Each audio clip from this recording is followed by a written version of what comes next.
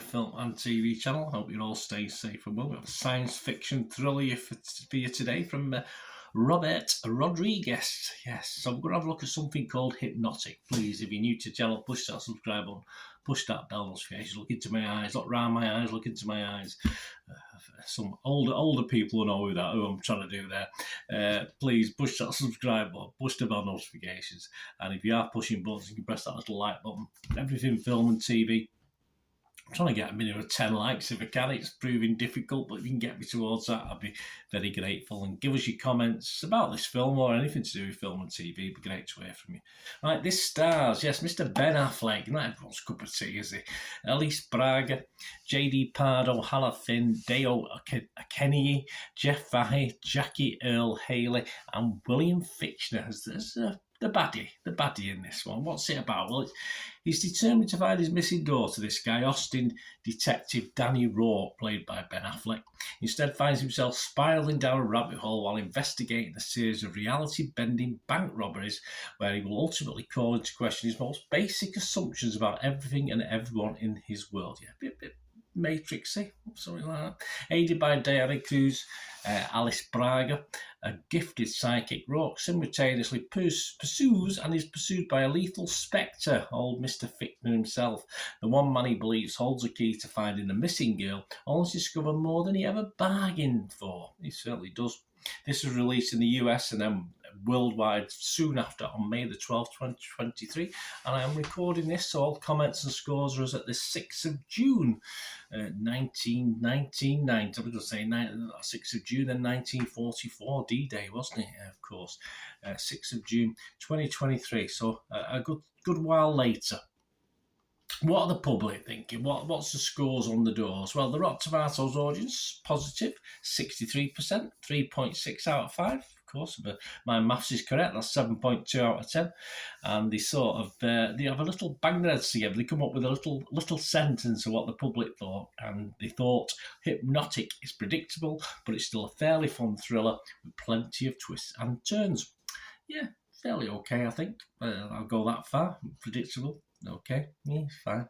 Metacritic, the other site we look at, their users give it 6 out of 10. That's all right. But the big but, 8,100 plus reviews and scores on Internet Movie Database, said it's only averaging out of 5.4 out of 10. So overall, that probably got to hover around there forever now. I don't think it'll get lower than 5. I don't think it'll probably get much higher than 5.5. So that's where we're at. So that's the public. A little bit mixed, a little bit more negative. The critics, well, Rotten Tomatoes critics, 92 of them, only 36% were happy with this, were positive, an average rating of just 4.8 out of 10, and it was 33 fresh, but a big chunk, 59 rotten.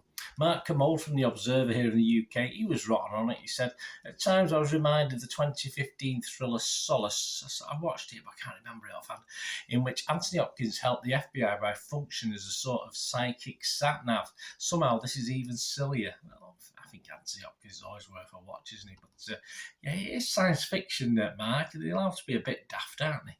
Also rotten was Derek Smith from Slant magazine. He said, the film is pointlessly complicated house of cards that crumbles due to its own hollowness. Yeah, it all possibly doesn't add up to much there, does Derek? It does it in all fairness.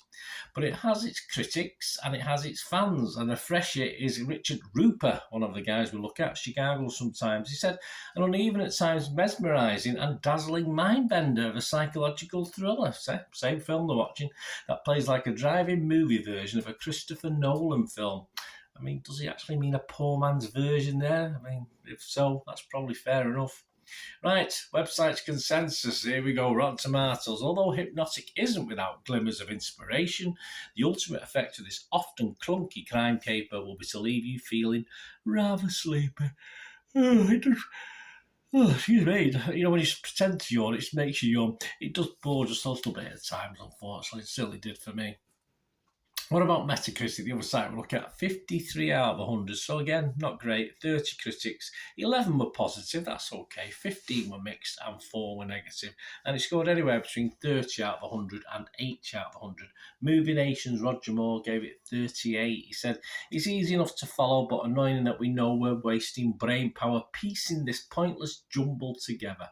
At least, in fairness, Roger, at least it sort of explains what's happening. I mean, some of these things, i.e. The Matrix, you totally get lost, but at least this one tries to fill you in on what's been going on, which, hey, I'll go, I'm happy with that.